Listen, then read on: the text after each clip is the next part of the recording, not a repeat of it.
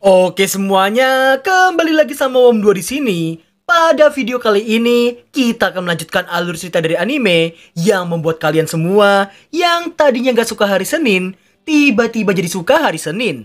Yang mana di episode kali ini, kita bakalan melihat perubahannya Kain, si bocil ubanan, menjadi Kain si remaja ubanan. Apa yang terjadi sebenarnya? Lalu siapakah pria yang kita lihat di ending scene episode sebelumnya? Dan siapakah orang yang ditangisi sama Kain di lagu opening anime ini? Semua itu bakal terjawab di episode kali ini. Tapi sebelum kita mulai, kayak biasanya, push dulu like dan subscribe di bawah. Sekalian juga share sebanyak mungkin, agar semua anime yang kalian sukai bisa gue lanjutkan di tiap minggunya. Dan buat yang mau nonton Isekai Day Cheat Skill, silahkan subscribe dan aktifin loncengnya di channel Wom Isekai. Oke, langsung saja. Persiapkan jiwa lolicon dan juga jiwa sotakon dalam diri kalian. Dan inilah dia, Tensei Kizoku episode ke-9.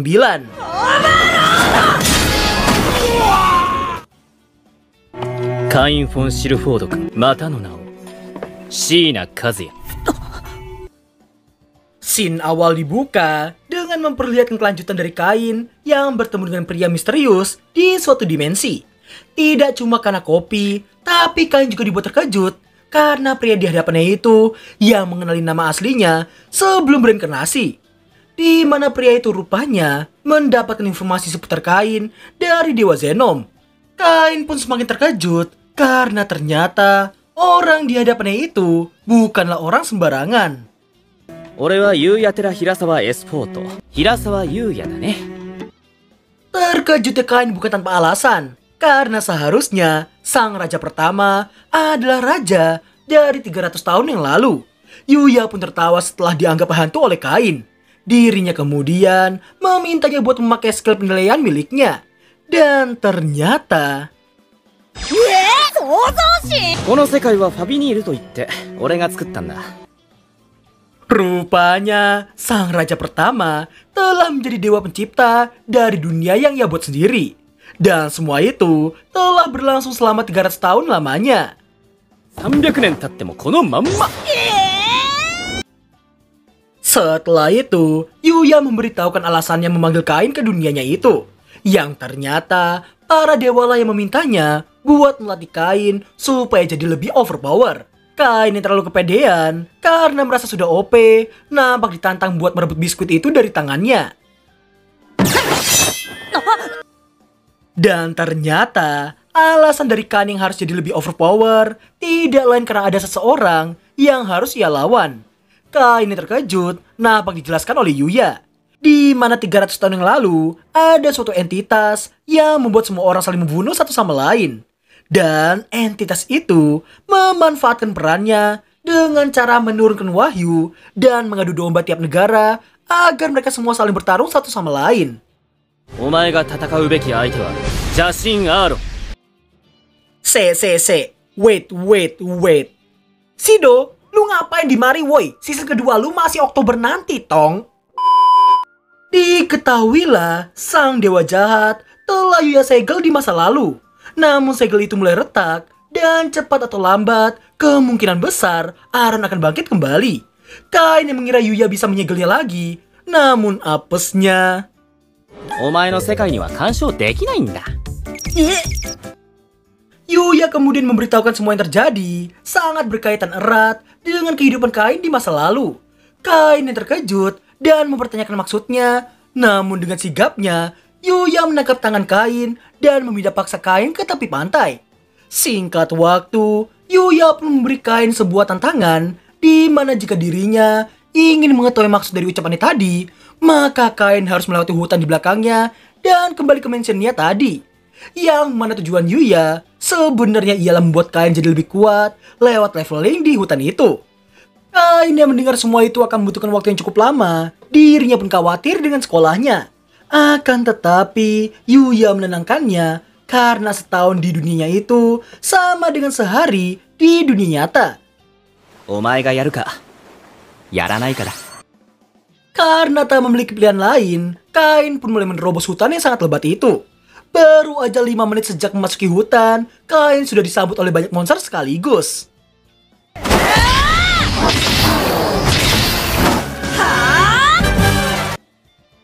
Scene berpindah memperlihatkan Sylvia yang yang nampak sangat khawatir karena tuannya yang tak kunjung pulang. Kedatangan Teresu dan juga Shiroku tidak lain karena Kain yang tidak sekolah di hari itu. Sylvia pun memberitahukan Kain yang belum pulang sejak kemarin. Mendengar jelas membuat Shiroku panik dalam seketika.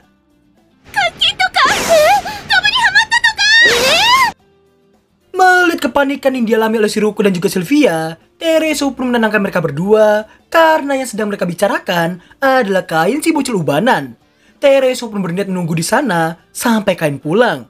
Akan tetapi... Singkat cerita, Kain nampak sangat pesimis karena beberapa bulan belakangan dirinya sama sekali tidak tidur dengan nyenyak. Di tengah keputusasaannya itu, Kain mendengar suara dari kejauhan. Dan ketika dihampiri, dirinya mendapati seekor dogi putih yang nampak sangat kesakitan. Melihat membuat Kain yang awalnya hendak melegakan rasa sakit dogi itu dengan cara memudarkannya, namun seketika itu pula... Setelah teringat tekadnya untuk melindungi orang lain, Kain nampak memberikan extra heal pada dogi itu. Meski mana telah habis, namun Kain tetap memaksakan diri dan terus menggunakan extra heal padanya.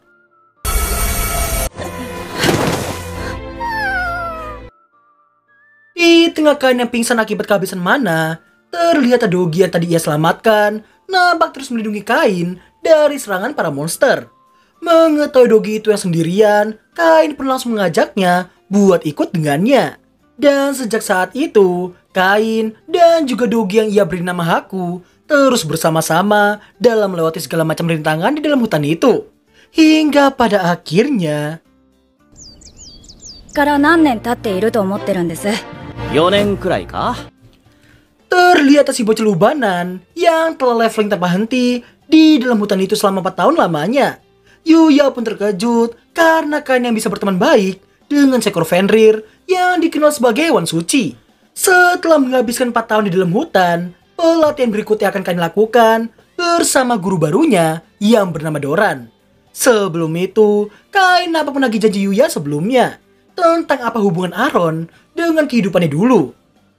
では話そうかお前の出発前に Sebelum kita mendengar ceritanya Yuya, Shin nampak sudah berpindah memperlihatkan Kain yang tengah sparring dengan Doran. Doran pun memberitahukan bahwa Kain yang lebih lemah darinya, sedangkan Doran yang lebih lemah daripada Yuya, dan Yuya yang lebih lemah dari Aaron. Setelah terbangun dari pingsannya, Kain mendapati dirinya yang telah berada di suatu ruangan. Haku nampak senang karena tuannya itu yang telah tersadar. Setelah itu, Kain yang baru aja turun nampak disambut sama waifunya Doran yang bernama Ruri. Kain dibuat sangat bersemangat setelah melihat seekor bayi naga tepat di bawah tangganya. Yoroshiku ne. Di tengah mereka berdua yang seolah hendak bertengkar, Ruri nampak menghentikan mereka dengan mengancam tak akan memberi mereka makan malam. Kain nampak menangis haru karena sudah 4 tahun lama dirinya tidak merasakan hidangan lezat sama sekali. Mendengar jelas membuat Doran dan juga Ruri bahagia dan memintanya buat makan sebanyak mungkin. Shin berpindah memperlihatkan Shiroku dan Teresu yang masih sangat khawatir karena Kain tak kunjung pulang ke rumah. Sylvia kemudian menegur tangan mereka yang berhenti. Di mana dari ucapan Sylvia, sepertinya mereka berdua sedang berlatih di bawah naungannya.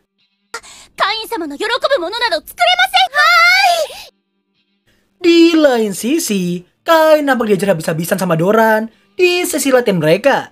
Kain pun diteriaki agar jadi lebih bersemangat. Sekembalinya mereka, Doran nampak bangga karena sebelumnya Kain bahkan harus dibopong buat sampai ke rumahnya. Namun kali ini dirinya bisa kembali meskipun sempoyongan. Dan tak terasa setahun pun telah berlalu. Pelatihan barber Kain dengan Doran masih terus berlanjut. Shin kembali tepat sebelum Kain berlatih dengan Doran. Dan di scene ini kalian bakal tahu hubungan antara Aaron dengan kehidupan lamanya Kain. Dan terungkaplah Aaron sang dewa jahat dulunya adalah dewa hiburan. Yang berarti dewa isekai tidak hanya 7, melainkan ada 8. Dan itulah alasan kenapa dunia itu tidak memiliki hiburan sama sekali. Di mana Aaron menggunakan wahyunya untuk membuat seluruh umat manusia bermain dalam dead game-nya. Dan akibatnya, para dewa mengusirnya, namun hal itu malah membuatnya menjadi dewa jahat. Sekaligus menyebabkan dead game akan terulang kembali. Mendengar hal itu jelas buat Kain, takkan tinggal diam dan bertanya cara menghentikannya. Yuya pun hanya bisa memberitahukan Kain harus jadi lebih kuat sehingga dirinya bisa melindungi semua orang. Tidak cuma itu, Yuya juga memberitahukan dirinya yang telah gagal melindungi rekan-rekannya. Dirinya kemudian memberitahukan hubungan antara Shina Kazuya alias Kain dengan sang dewa jahat Aaron. 俺の守れなかった仲間、それはお前の両親だ。 Scene mundur ke 3 abad yang lalu. Terlihat kedua orang tua Kain di bumi yang sangat khawatir padanya. Dan tepat di sebelah mereka ada Yuya yang nampak sangat emosi karena seseorang yang bernama Marine inilah yang telah memanggil mereka bertiga ke isekai. Setelah Marine menjelaskan situasi yang ada, dirinya nampak melindungi Yuya dan juga kedua orang tua Kain dengan cara melepaskan mereka bertiga dari belenggu tanggung jawab. Sebagai gantinya, mereka bertiga harus melihat keanehan yang terjadi pada dunia itu. Setelahnya, ketujuh dewa memberitahukan bahwa Aaron yang menjadi dalang dari semua permasalahan yang terjadi. Sebagai dewa, mereka semua jadi tak bisa ikut campur dan meminta tolong pada Yuya, Seiya, dan juga Megumi. Mereka bertiga juga nampak diberikan bola kristal yang digunakan untuk menyegel sosok Aaron.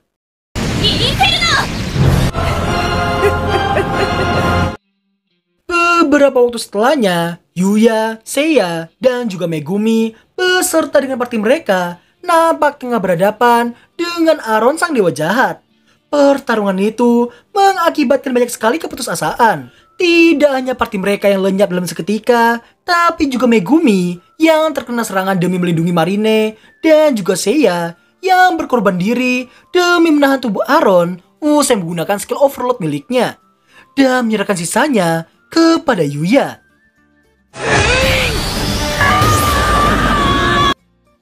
Di saat-saat terakhir mereka, Seiya dan juga Megumi nampak sangat khawatir pada putra mereka yang tinggal sebatang kara di bumi.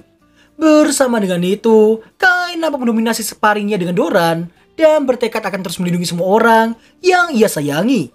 Dirinya akan menolong orang-orang yang sedang dalam masalah.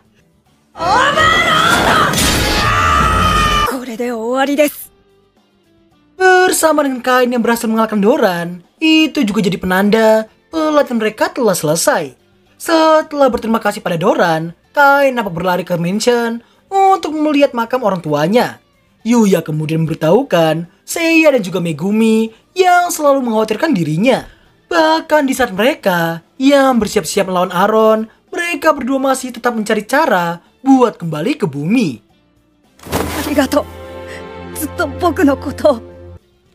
Kain juga berterima kasih pada Yuya yang telah melindungi orang tuanya di isekai.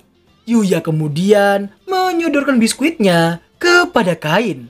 Namun kali ini Kain sangat berbeda dari 5 tahun yang lalu. Setelah itu, Kain menolak ajakan ngopi Yuya karena merasa sudah saatnya buat kembali. Sebelum itu, Kain yang telah berusia 16 tahun saat ini harus diubah kembali ke penampilan 11 tahunnya.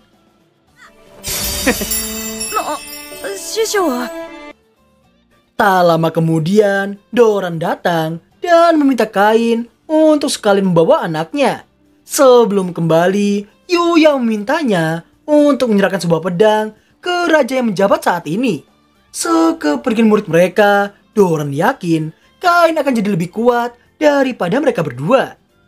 守ってるものがでかいからな。Scene berlanjut memperlihatkan Kain yang telah kembali ke rumahnya. Di dalam, terlihat semua orang yang sangat khawatir karena Kainnya tak kunjung pulang ke rumah. Hingga sesaat kemudian,